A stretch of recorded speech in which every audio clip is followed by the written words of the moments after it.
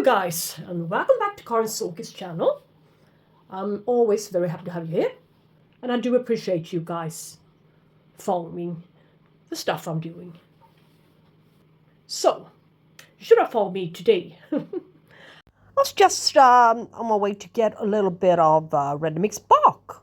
The cheapest kind, and still a very good kind, I always found at the local grocery stores. Obviously, it's very, very difficult to import that type of bark for the time being. I've never seen that before. They've always had orchid bark, especially the ready mix ones, for sale everywhere, yeah? Just as common as regular houseplant soil. But nowadays, nowhere, except for at the larger garden centers, which I wasn't planning on going to the garden center. But I went to Hornbach. And if I hadn't done so, I wouldn't have gotten this plant, this Miltoniopsis. I haven't seen a Miltoniopsis of this good quality for ages. The ones I've seen before always had very wobbly pseudobulbs.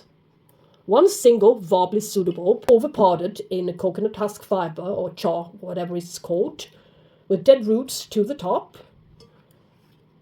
and with a quite weak spike, which has been out for ages with no new buds coming. And in best case scenario, there will be perhaps one new growth there, tiny one, to an old, shriveled up, wrinkled pseudobulb. This one, plump, lovely, not wobbly, carries as much as 3 relatively good growth. Good leaf set, good color, a couple of more to come, and extremely large flowers. Look, almost the size of the palm of my hand. This one occurs in nature in South America. It's an epiphyte. Who would have thought? If you read about it, care, guides, instructions, it needs a lot of light throughout the winter month. When spring arrives and summer, you will need to protect it a little bit from the strong sun rays throughout the early hours of the day. It could benefit from being outside throughout the summer month. Would even thrive. It likes it on the cooler, bit cooler side, at a range of about 10 to 20 degrees.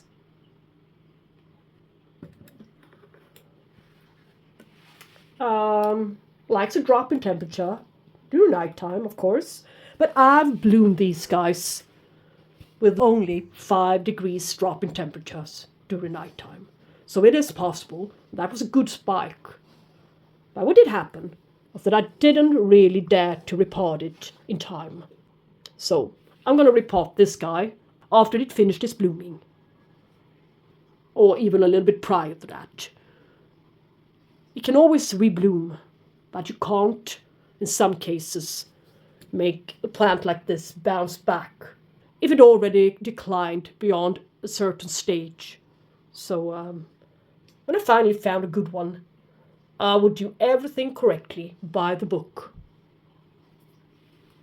But first, I'm going to start off by spraying her with a pesticide to protect her from getting anything, but first and foremost, to protect the other ones from this, in case there are some stuff lurking.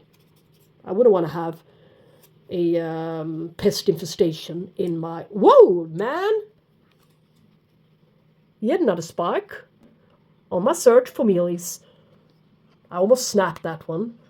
Yeah, so there's going to be a long time blooming. So, I got one of these. It's a stuffy bark, which contains a lot of peat moss and other additives.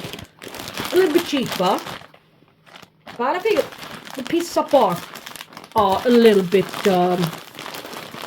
chunkier, so it can come in handy for certain types of orchids. So I need this one as well. So it wasn't really this type I was after. You want to see what I was after? This. It says orchid soil. It certainly isn't soil. Look. This, you guys, is what I've been after all along. Basically, nothing else than bark. No crap.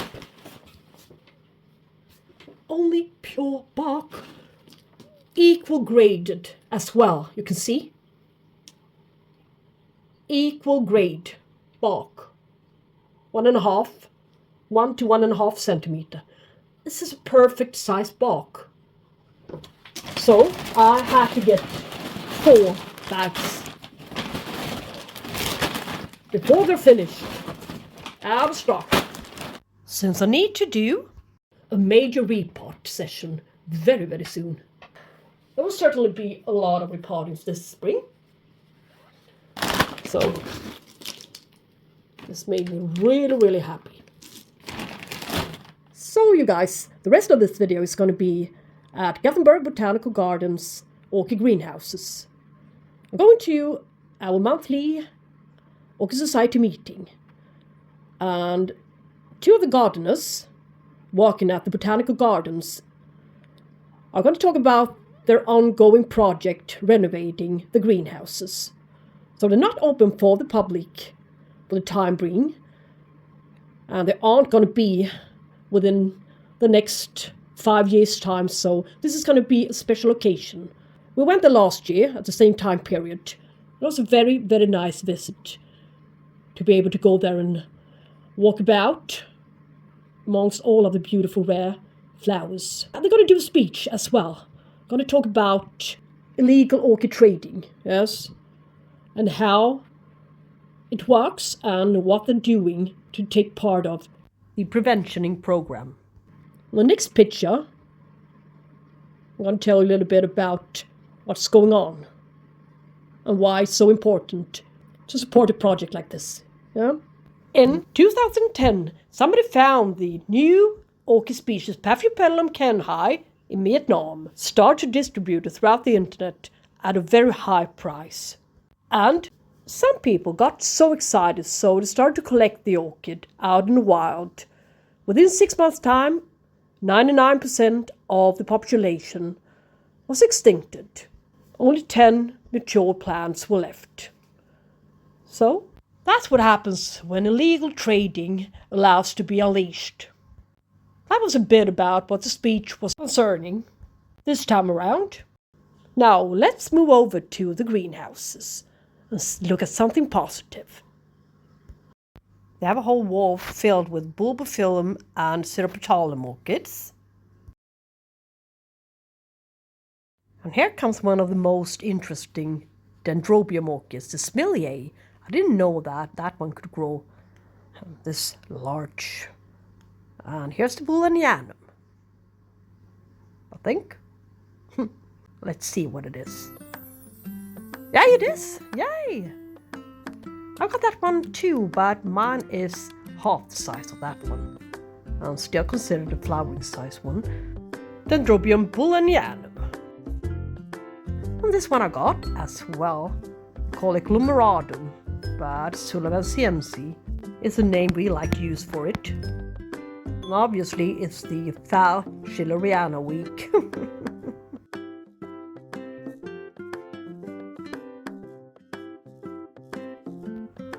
And careful not to touch these calantes.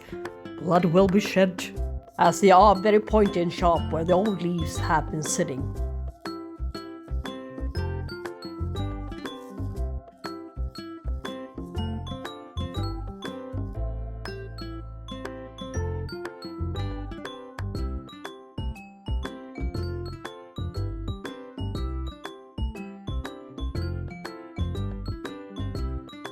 And as you can see, they are all using clay pots, my favorite choice pots. Yay! Paphiopedilum appletonianum.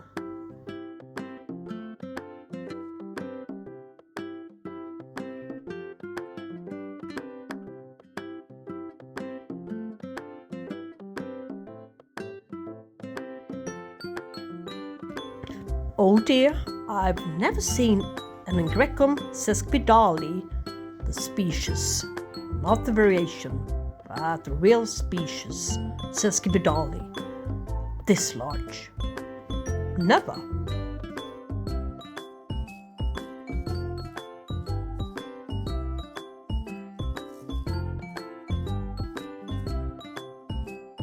But this year, unfortunately, the Angrecum George Kennedy is overbloomed. Looked just like the Iboneum. You guys remind me not ever to get a grammar to film orchid, in case I forget someday. That one I won't be able to accommodate, yeah? Who would?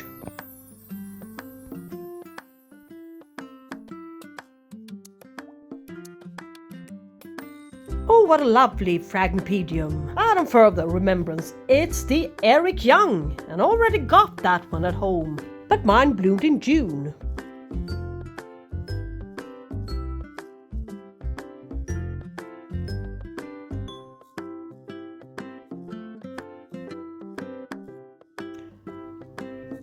I've never seen this tiny-sized Leodoro before. Have you guys? Very yellow leaves. Funny. Well, I guess we need to look at the Eric Young a little bit more closely. And here, you guys, comes the one of the most difficult orchids to grow, by my opinion. Prostechia vitellina, formerly known as Encyclia vitellina. But this one doesn't look very vigorous either. Here we have Dendrobium fimbriatum. I got one of these, but I'm going to give it away today. As now I definitely can see that mine isn't growing as fast or well as it should be.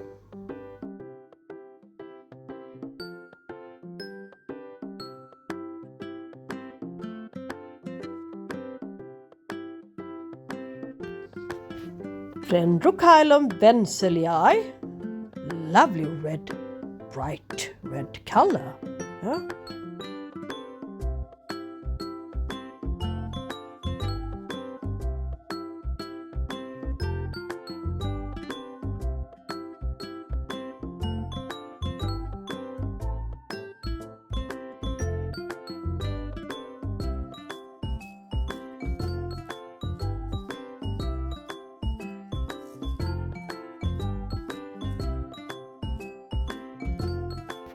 Oh, this Paphiopedilum, King of Sweden. I need to have this one.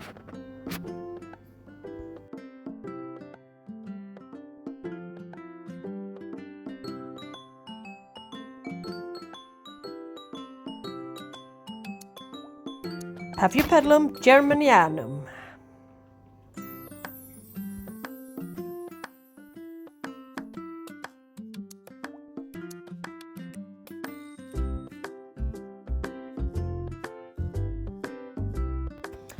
The Phragmipedium, I've got that one at home.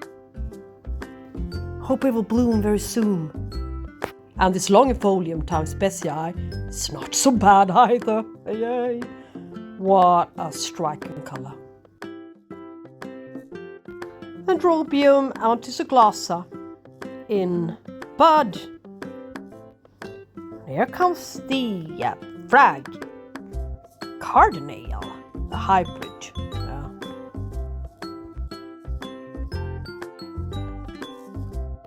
Synarchis. Never heard of that genus before. Strange, but beautiful flowers.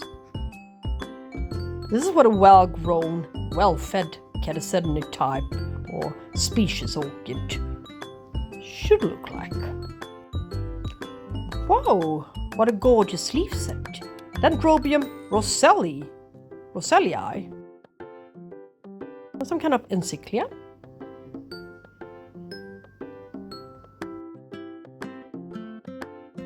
Dinema polybulbum. Never heard of that one either.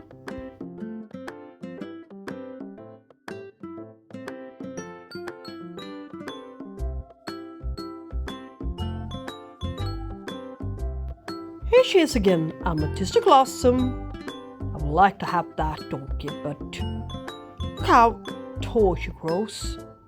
And I've heard that her blooming is rather quick.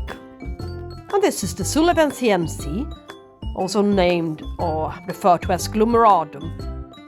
But this one's flowers are larger than mine and a lot deeper in color. So it's a better plant than mine. And loads of dendrochilum, as we know them, with lightly colored flowers.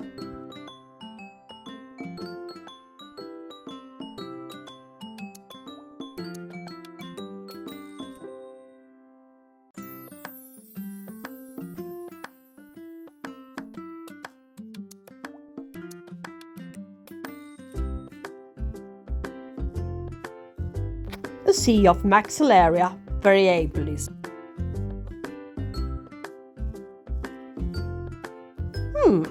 Sologina intermedia almost looks like the Cristata.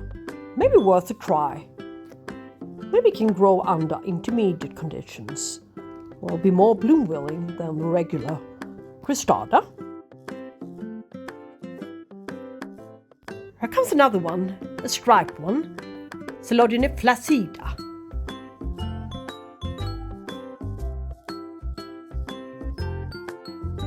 A pluritalis, related to the Restrepius, as you can see here somewhere. I think I saw a Restrepia. Holy clay pots. Yeah, here it is. Antenna Priera. I've got that one.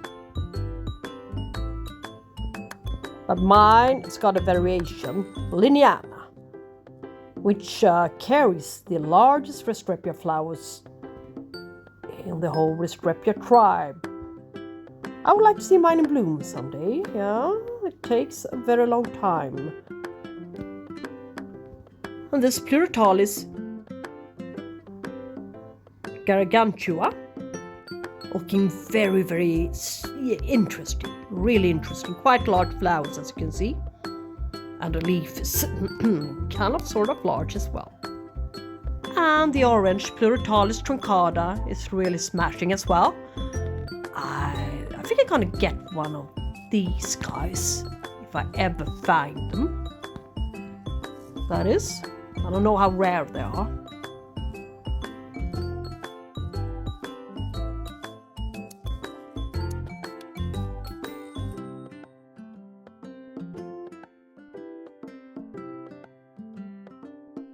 And here we can see the crucifix orchid, an epidendrum. This one's name is Secundum, a species. And this monster of an orchid. Let us see what its name is.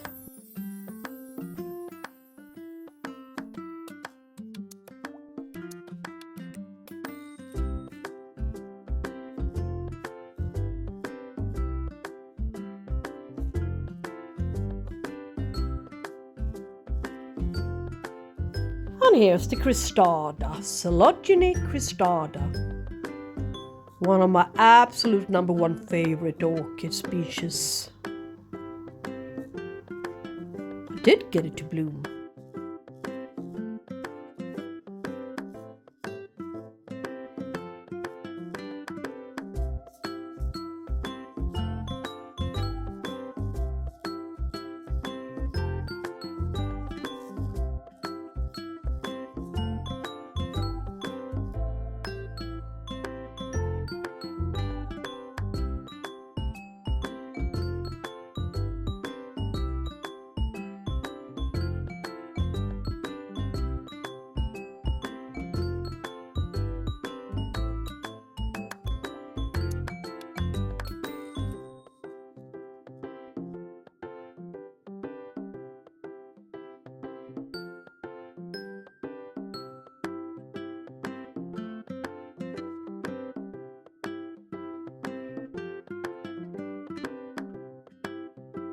And the Pleone formosanas are early here even this year.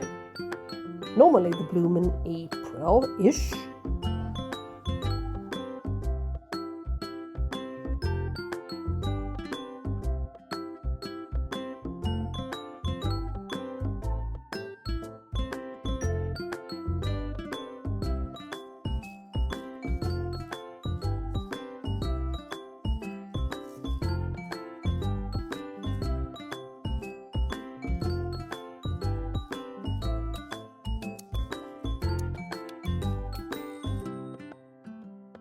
I happen to overhear some people saying that this Dendrobium plumptonense is over 100 years old. That's really something, you guys.